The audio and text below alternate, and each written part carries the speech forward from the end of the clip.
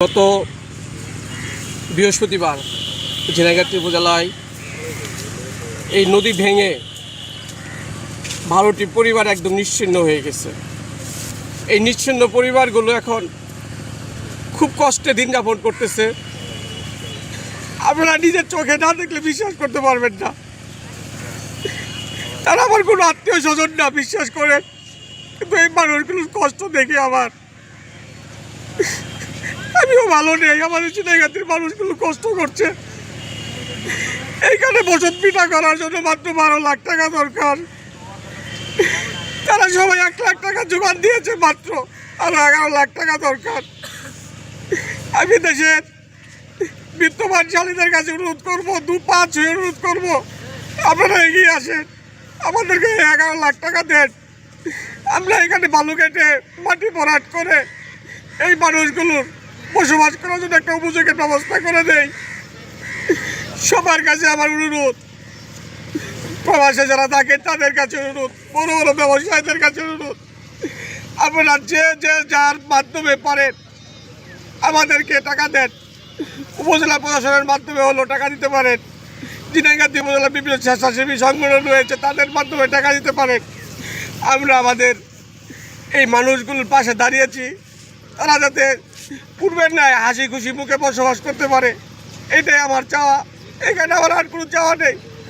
সবাইকে আমি 2 হাত জোর করে বলবো, আপনারা এগিয়ে আসেন, দয়া করে এই মানুষগুলোর জন্য এগিয়ে আসেন, দয়া করে এগিয়ে আসেন। এই মানুষগুলো খুব কষ্টে আছে।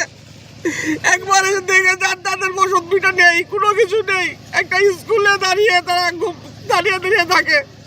একটা ঘরের মধ্যে 8-10টা সদস্য, একজন সদস্য একটা রুমের মধ্যে থাকতেছে, খুব কষ্ট হচ্ছে তাদের।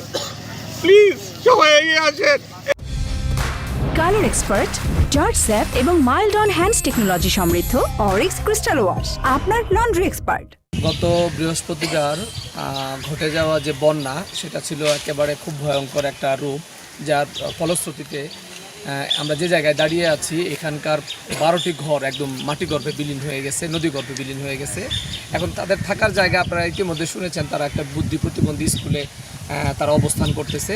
বিভিন্ন দানবীর যারা আছে তারা তাদের খাবারের ব্যবস্থা করতেছেন, কিন্তু তাদের থাকার জন্য এখন যেহেতু কোনো ব্যবস্থা নাই, সেজন্য তারা এবং আমরা সমাজের আরও বিত্তবান যারা আছে সবাই মিলে আমরা 1 লক্ষ টাকা আপাতত উত্তোলন করে আমরা মাটি ভরাটের কাজ শুরু করেছি। তো যারা এই ভিডিওটা দেখতেছেন, সাংবাদিক মহল থেকে শুরু করে উচ্চ মহলে যারা আছেন, তারা দয়া করে এই জায়গাটাতে যেন আবার বসবাসের উপযোগী করতে পারে এই ব্যবস্থা করবেন, সহযোগিতার হাত বাড়াবেন মানবতার দিক বিবেচনা করে।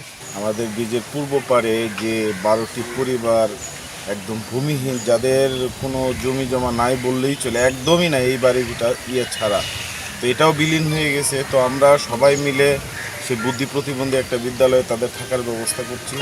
এখন আমরা চাচ্ছি এখানে মাটি কেটে তাদের একটা থাকার ব্যবস্থা করতে বিভিন্ন স্বেচ্ছাসেবী সংগঠন এবং দানবীর মানুষ যারা আছে সবার সহযোগিতায়। আমি সবার কাছে উদাত্ত আহ্বান জানাবো, আপনারা যেভাবে পারেন এই অসহায় মানুষকে আপনারা সাহায্য করুন।